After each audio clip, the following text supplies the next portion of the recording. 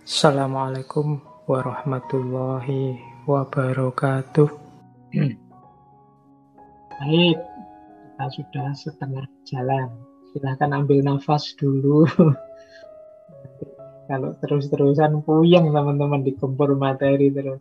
Yang ada sudah bawa minum, boleh sambil minum-minum dulu sebelum saya lanjutkan ke materi self-love selanjutnya.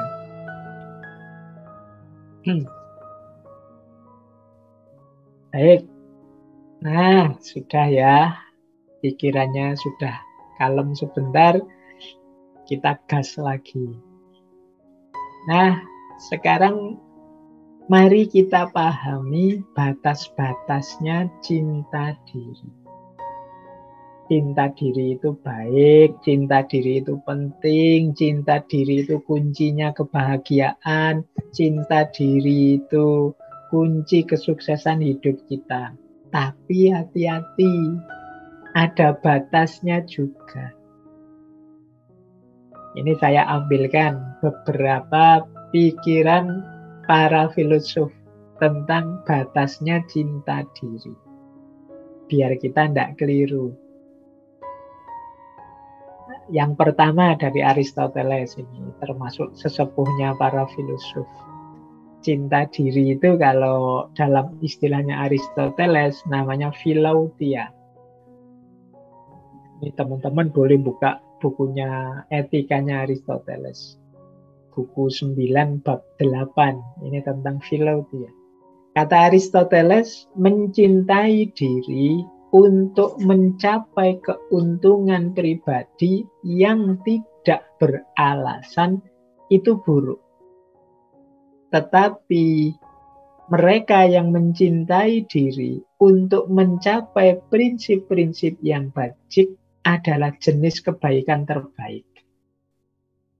Meskipun kata Aristoteles, jenis cinta diri yang pertama ini yang sering ada dalam diri kita. Jadi cinta diri itu kalau targetnya adalah kesenangan pribadi saja, keuntungan pribadi saja, ini negatif kata Aristoteles.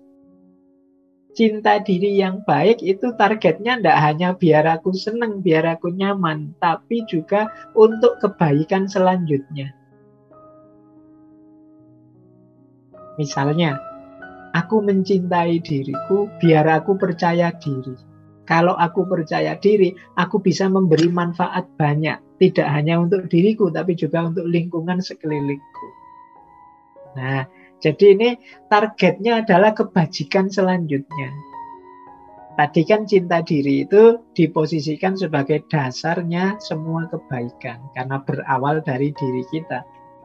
Maka tujuan dan targetnya tidak boleh untuk kepentingan-kepentingan sesaat atau keuntungan yang pribadi saja.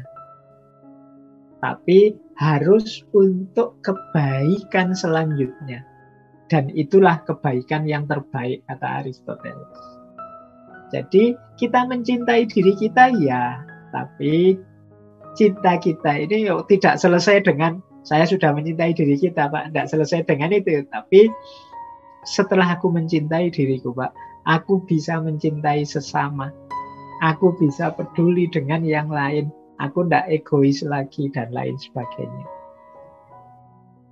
Hal yang sama dikatakan oleh Cicero. Nah, ini filosof Stoik lagi. Dulu pernah kita bahas juga satu sesi. Katanya Cicero, sui amante sine rivali. Pecinta diri yang tanpa saingan ditakdirkan untuk berakhir dengan kegagalan. Pecinta diri tanpa saingan itu pecinta diri yang egois. Nanti kita jelaskan bedanya apa egoisme dengan cinta diri. Jadi pecinta diri yang menganggap dirinya lah satu-satunya, yang penting, yang hebat, yang jago. Orang seperti ini akan gagal, kata Cicero. Ada lagi lebih unik. Kalau ini kata Francis Bacon. Kata Francis Bacon, pecinta diri yang ekstrim itu seperti orang yang membakar rumah hanya untuk membakar sebutir telur. Jadi misalnya kita ingin bakar telur, atau kalau di Jawa mungkin bukan telur, bakar singkong apa bakar itu.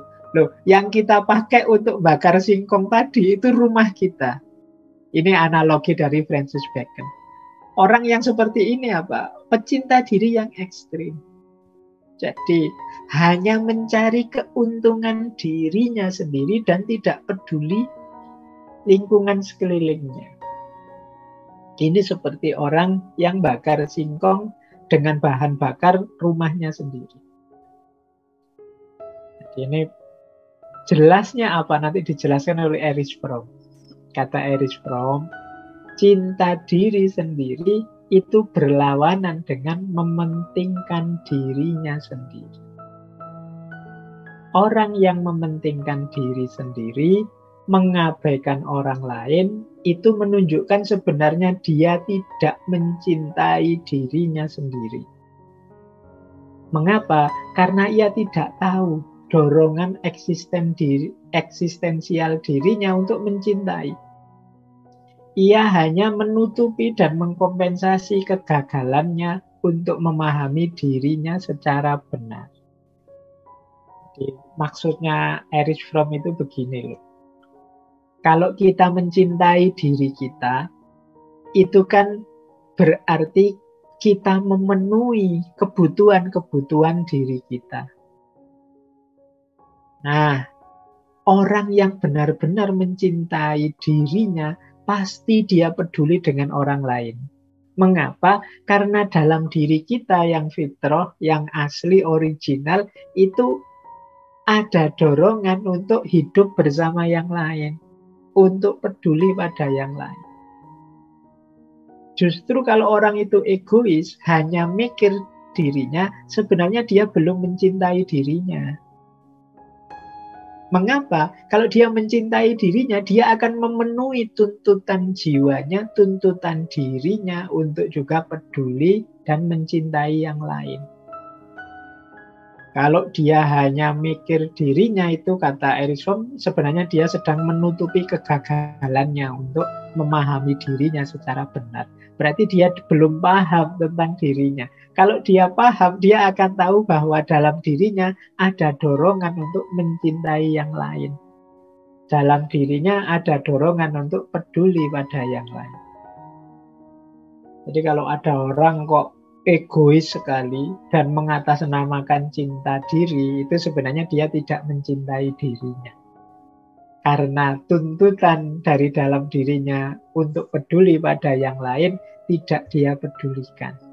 Berarti dia belum mencintai dirinya.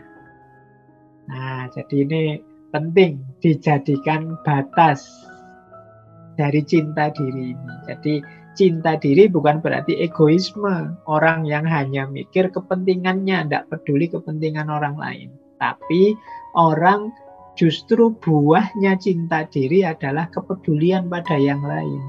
Karena diri kita ini secara fitri ada dorongan untuk hidup bersama yang lain, berbagi dan mencintai yang lain.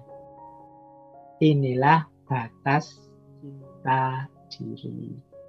Semoga teman-teman sudah bisa mulai menangkap bahwa orang tidak mungkin bisa mencintai yang lain sebelum dia mencintai dirinya sendiri.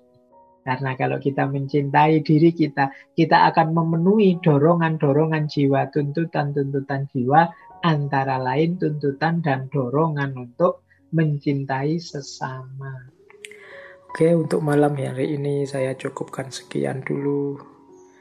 Mohon maaf kalau ada yang kurang berkenan, mungkin 1-2 kekurangan apa, mohon dimaklumi. Kalau ada kekhilafan, kealpaan yang teman-teman ngerti benernya seperti apa, ya silahkan disampaikan.